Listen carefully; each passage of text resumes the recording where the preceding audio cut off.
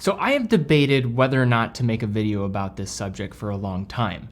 Part of me thought, no one wants to hear this from me. Also, making a video like this as someone who owns a business and selling watches, frankly, probably isn't good for business.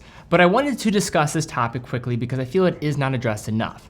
Now, I love watches. They are uniquely special products that are beautiful in their blend of craftsmanship, engineering, creativity, history, design, and self-expression. Yet let's face it, finely made watches are expensive, and as we become more consumed in watches, we do tend to get desensitized on spending. Now, buying watches is absolutely a fine thing, and having a watch collection that can reflect us and be a part of our day-to-day, to me, is a great thing as well. But what I want to address in this video is the slippery slope that comes with buying watches for some, and the stance that is sometimes taken in the watch enthusiast crowd that indirectly encourages spending excessively beyond your means, where it negatively impacts the rest of your life. Although it might seem silly to use watch memes as a guide, there undoubtedly is some truth to ones like these that you may have seen at some point in your collecting journey that tease at the fact that watches can become a big part of your spending, where things like groceries can take a back seat. When you're in these echo chambers of different interests oriented around specific goods, it is easy to get caught up in hyper-consumerism. Whether you are talking about finely made footwear, cars, watches, or any other consumer interest group oriented around a product, you have a wide array of individuals from different walks of life talking about their possessions, leading to an almost unwritten code of what some might see as necessary to uphold in order to become part of the group. That code in the case of watches can sometimes be interpreted as needing to buy watches just to be accepted. This pressure, paired with the financial strain that can come with buying watches irresponsibly, frankly can deeply hurt people's lives. And I know most people watching right now probably don't need to hear any of this, but some might. So simply put, no watch purchase is worth bringing financial hardship on your life. Watches are nice to have, not a need to have, which can be dangerous as it requires more discipline than normal. When we need something, it's easy for us to grasp the concept when that need is sufficiently met. But when a product is not needed, that same measurement of what can be deemed as adequate is reliant on developed lines of discipline we need to determine for ourselves. What line you decide to draw is up to you. It is your life and your money. But as a watch enthusiast community, we rarely take a pause. And I know everything I'm saying is not necessarily new information, and I do not want to come off as someone telling you how to spend your money. I really do not want to come off that way. Honestly, I benefit more if people are irresponsible with their watch buying habits. More views, and they'll buy more watches. But to me, this is an important topic. And in my opinion, a watch shouldn't be purchased to fulfill your life.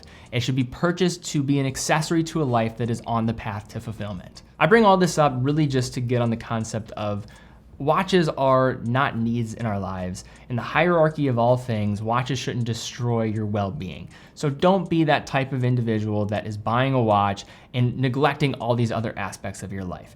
I'm gonna close this video with 6 things that I think about. This is not financial advice, this is just things that I think about in my thought process, because even I have to fight the temptation at times to buy a watch. I am being bombarded with different watches every single day, but I have my own thought process of how I think about a purchase, and maybe it might be helpful for you.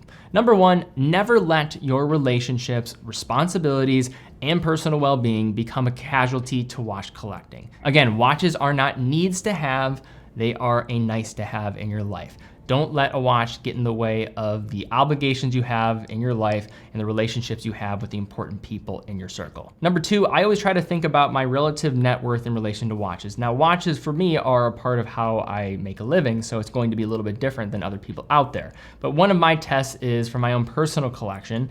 If I, say, set it on fire, and although I would be upset, would it change the way that I was living my life? Could my life still continue despite me setting my collection on fire? Again, it would suck, but could I still be able to buy groceries, live my life, pay mortgage, all of that? Could I do that?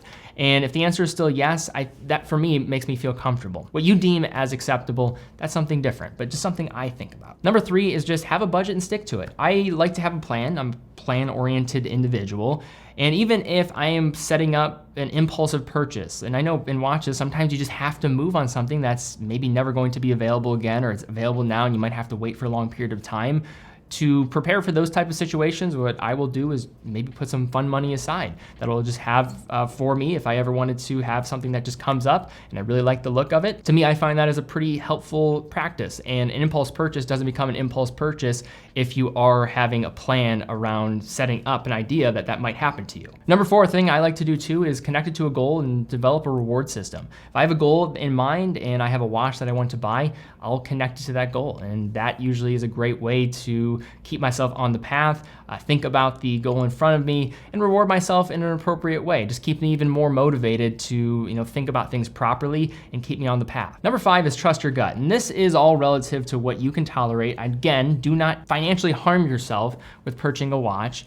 But if you are just uncomfortable with buying a watch, even if you can afford it, it keeps you up at night after a purchase, don't do it. It's just not something that you want to do, clearly. I think your gut and whether or not you can pull something off, and you're excited about the purchase and you feel good about it, you can afford it, then have at it. But if you're having some just hesitancy with it that is abnormal, I mean, of course you can have some thought about making the right purchase, but if it's actually haunting you, probably not the right thing to do. And number 6, this is the thing I still always remind myself all the time, is watches in collecting is not a sprint, it is a lifetime pursuit. It is a marathon. When you have passion, you want to take action. In times you have to just take a step back and just breathe and understand that this collecting is going to take some time. If you look at some of the best collectors in the world, some of the best collections, most of them have developed it over years and decades. It has not been done in a 12-month or 24-month period. It's being done over a long duration of time. And that's because your tastes change, your just overall environment's going to change, and your financial situation is going to change. And it's a lot of money to build a solid collection, regardless of where you're looking at. So it's better to just think about it in that longer time frame. Things are not as intimidating when you don't feel like you have to rush. There is no rush. This is your journey, and you can determine what is the right pace for you. But all right, guys, that is my video talking about this subject that I think is kind of important. I know some people watching this might not care for this video because it's talking about a side of collecting that's maybe not as fun. Everyone loves the hunt and buying something new, but it is good at times to have these points of reflection.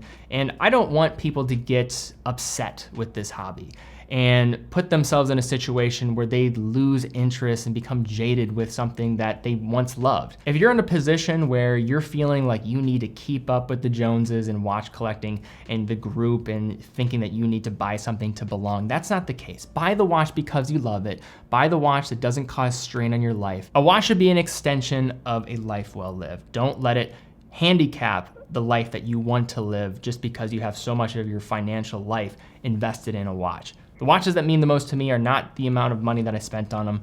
It's the things and experiences I was able to do when I had the watch on my wrist. And that's just my opinion, of course, but I think more people, if they did try it, I think would probably agree. But guys, thank you again so much for watching. Be well, and I will see you all very soon.